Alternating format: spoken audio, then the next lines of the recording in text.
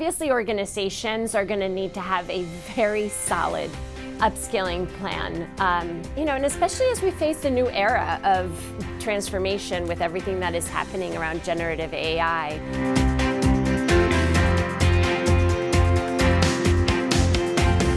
Hello and welcome to the Workforce Newsroom. My name is Emma Phillips. Joining me from the Netherlands is our very own Chief Product Owner at ADP, Camille Schoenens. Great to connect with you, Camille, all the way from the Netherlands. Great to connect with you, Emma, and happy to be here.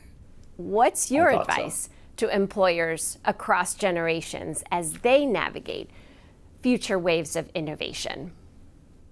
Thanks for that. I would say I have three advices, and it's actually not only three advices to employers across the world, it's three advices to myself, to you, to, I would say, anyone that we work and collaborate and engage with, where we make connections, just like you just said. And I think the first one is be truthful to yourself. Accept that change is happening around us very fast, and maybe even faster than ever, and that there are younger people out there who can help us navigate that change together. Think about the reverse mentoring.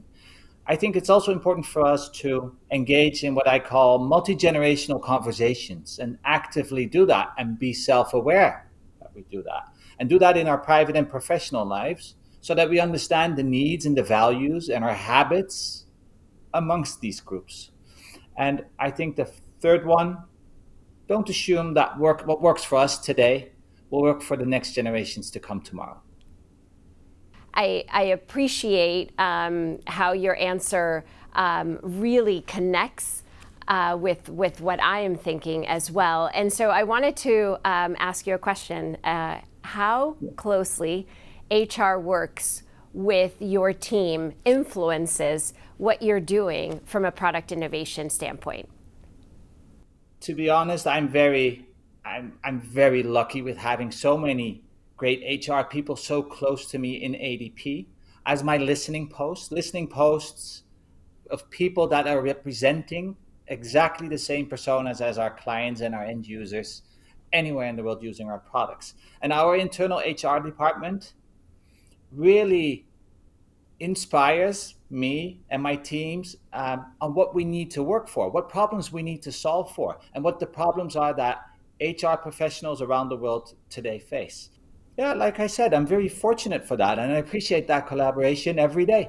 And I know also my people do. So Emma, that brings me to my next question. How can employers address upskilling to make sure that people have the right skills needed tomorrow? Obviously, organizations are going to need to have a very solid upskilling plan, and especially as we face a new era of transformation with everything that is happening around generative AI. So I think from an HR perspective, the HR departments as well as the leaders need to carefully analyze and understand what are the tasks that are going to shift over time, and then think very thoughtfully around how to prepare their workforce for these changing needs. So having organizations, leaders understand how the differences are between learning in those generations is an important point for them to understand. And regardless of the generations, what I would say is that research is showing us that our workers are lacking the confidence that employers are out there are seriously investing in them. So we really need to, as organizations, understand that there's implications to that, and employees want to feel that you're investing in them and in their upskilling. So let's be serious about what we are doing with those employees to help them get ready for all the changes that are happening with generative AI. So Emma, how do you see HR as a function, be a listening post to help organizations and their people navigate change?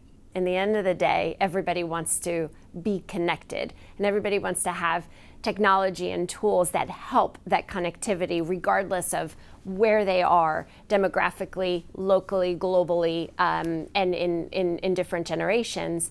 But in the end, people are humans. They have emotions, right? And what they're looking for in the workplace is to be comprehended, is to be understood, is to be listened to, and making sure that all voices are being heard and represented, particularly at the time of decision making, is probably our biggest job from an HR standpoint, from a leadership standpoint, from a company standpoint.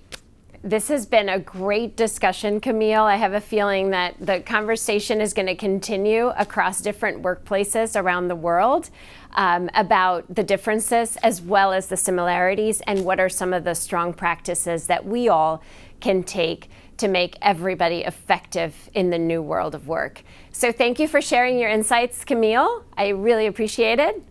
Thank you, Emma. I appreciate your perspectives as well, and I look forward to meeting you again very soon. For more on navigating the latest trends at work, please visit adp.com/HRTrends 2025.